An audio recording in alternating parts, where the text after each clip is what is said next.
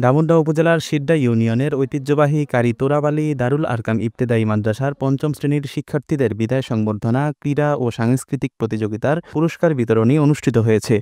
বুধবার সকালে সিড্ডা ইউনিয়নের মদিনাবাগ মাদ্রাসা মাঠে এ অনুষ্ঠান অনুষ্ঠিত হয়।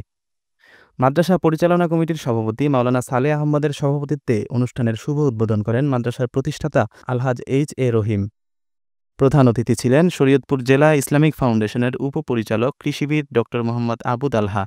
বিশেষ অতিথি ছিলেন দৈনিক হুংকারের সম্পাদক আলহাজ মোহাম্মদ হাবিবুর রহমান হাবিব, বীর মুক্তিযোদ্ধা আবুল হাশেম আব্বাসী, মুক্তিযোদ্ধা মাস্টার আব্দুল খালেক।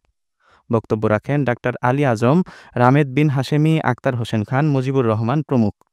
পরে অতিথিগণ বিভিন্ন প্রতিযোগিতায় বিজয়ী শিক্ষার্থীদের হাতে পুরস্কার তুলে দেন। এ সময় মাদ্রাসার পক্ষ থেকে অতিথিদের হাতে সম্মাননা স্মারক তুলে দেওয়া হয়। News desk, Hunkar digital.